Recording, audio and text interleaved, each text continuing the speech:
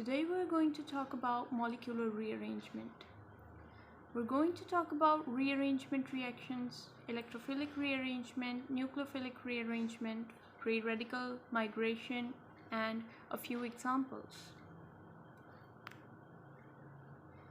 Rearrangement reactions involve the migration of a group of atom or an atom from center, which is called as migration origin, to an other atom, which is called as migration terminus within the same molecule. As in this above shown example, we can see here we have this atom W, which is attached to the migration origin A. It will migrate from A to B here, where B is called as migration terminus. In the above mentioned generalized representation, A is migration origin, where group W is the migrating group, which moves to an atom B, which is called as migration terminus. These rearrangements can be roughly classified on the basis of nature of migrating group or atom. The first type of migration is nucleophilic or anionotropic migration. Here the migrating group migrates with its electron pair, or we can say it is a nucleophile. The second type is electrophilic or cationotropic migration. Here, the migrating group migrates without its electron, which means the migrating group is a cation. The third type is free radical migration, which means the migrating group migrates with only one unpaired electron. Of these, most commonly found are nucleophilic one.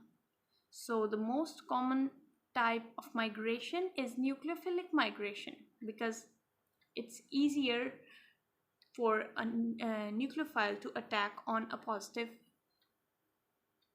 center. These rearrangement can take place in two possible modes. Now we have studied the classification of the rearrangements on the basis of the migrating group. Now we're going to classify these according to the migration origin, which means there are two possible modes of migration. This could be intramolecular or intermolecular. So here we have this molecule,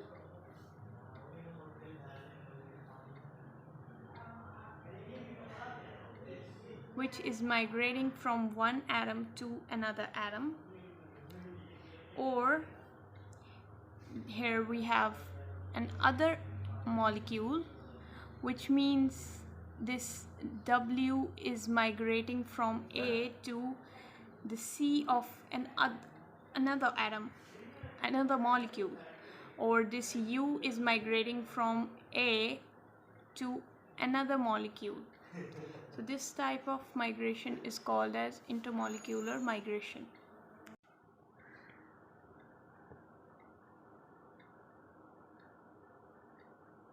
Talking about these two types, and the actual definition of migration is that a group or atom moving from one atom to another atom within the same molecule. So according to this definition, only intramolecular rearrangement can be called as a rearrangement. Intermolecular rearrangement can't be taken as a rearrangement reaction. So we will be studying only intramolecular rearrangement. The next type And the next is 1-2 rearrangement. We are here going through a 1-2 rearrangement, which means that an atom is migrating from one atom to its adjacent atom. There are other examples of 1-3 migration, or maybe 1-7 is even possible sometimes in some cases, but we are going to talk about 1-2 migration only because it is the most common one. So here are few examples of 1-2 rearrangements. Different pathways through which 1-2 rearrangement takes place are given below. Examples 1-3 involve an electron deficient carbon atom, which means it might be the carbocation, or it could be carbene. So here we have, in first example, we have a carbocation, and the alkyl group is migrating from the first carbon to the carbocation, and the carbon atom from where migration takes place is going to become a carbocation. The second example involves a carbene. Here carbene is going to give the electron pair to the formation of pi bond, and R is going to migrate from migration origin to migration terminus. In the third example, a similar reaction is going to take place where R is going to migrate from the first carbon to the second carbon, which is carbene. The key driving force in such reactions comes from the conversion from sextet to octet electron configuration. In reactions 1-3, a species with a valence electron sextet, either carbocation or carbeniamine, is involved. Thermodynamic driving force of an 1-2 rearrangement will be significant if rearrangement leads to a structure without octet on all atoms, or generates some other more stabilized cation. If newly generated carbocation is stabilized electronically, its substituent, then its preceding carbocation, alternatively reduced an angle strain, can also provide a driving force. But in reaction 4-5 show the second cause of occurrence of rearrangement.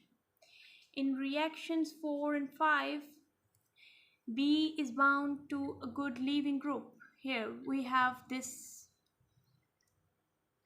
is a good leaving group, Y, and B is bound to a good leaving group. So the leaving group would leave, which would make this B atom as a carbocation, and X would migrate. Or this process could be done alternatively, which would result in the formation of an intermediate, and the good leaving group would leave. Departure of leaving group is then assisted by neighboring group. This sometimes gives positively charged three-membered ring, as in reaction 5. Rearrangement in such reaction is possible if group X is present at a new position in product than in the reactant.